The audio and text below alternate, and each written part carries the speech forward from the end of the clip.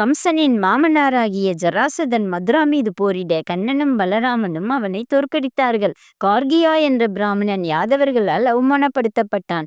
ஆகவே அவன் 12 ஆண்டுகள் கடும் தவம் செய்ய மகாதேவர் அவன் முன் தோன்றி என்ன வரம் வேண்டும் என்று கேட்டாராம். அதற்கு அந்த கார்கியா, யாதவர்களை வெல்ல எனக்கு ஒரு பலசாலியான மகன் வேண்டும் என கேட்க, கரிய நிறம் கொண்ட காலலையவன் என்ற பெயருடைய மகனை கொடுத்தாராம். அவனை யவ்வன அரசன் தன் பிள்ளையாக ஏற்றுக்கொண்டு வளர்த்து வந்தானாம்.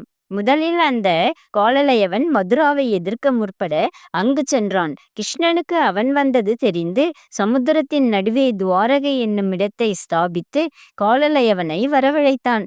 அவனை கண்டு கொள்ளாமல் இருண்ட குகைக்குள் சென்றானாம் கிருஷ்ணன். அங்கே முசுகுந்தன் என்பவன் உறங்கிக் கொண்டிருந்தான். அவனை கண்ணன் என நினைத்து காலால் எட்டி உதைக்க அவன் விழித்து பார்த்தவுடன் எரிந்து சாம்பலானானாம் காலலையவன். முசுகுந்தனை யார் சீண்டுகிறார்களோ அவர்கள் எரிந்து சாம்பலாகும் வரம் பெற்றிருந்தானாம். ஜராசதன் உறவினன் பீஷ்மகா தன் மகள் ருக்மணியை சிசுபாலனுக்கு மணமுடிக்க விரும்பிய போது கிருஷ்ணன் ருக்மணியை தூக்கிச் சென்று திருமணம் செய்து கொண்டான். இவர்களுக்கு பிறந்த குழந்தைதான் பிரத்யும்னன். பிருத்திவியின் மகன் நரகாசுரன். இவன் 16,000 பெண்களை சிறைப்பிடித்து கொடுமையாட்சி புரிந்து வந்தான்.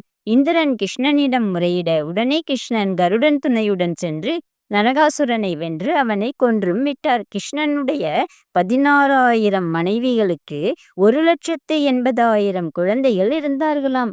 இவர்களில் முக்கியமானவன் கிருஷ்ணன் ருக்மணியின் மகன் பிரத்யும்னன். அவன் அவனுடைய மாமாவின் பெண்ணை மணந்து அவனுக்கு அனிருத்தன் என்ற மகன் பிறந்தானாம்.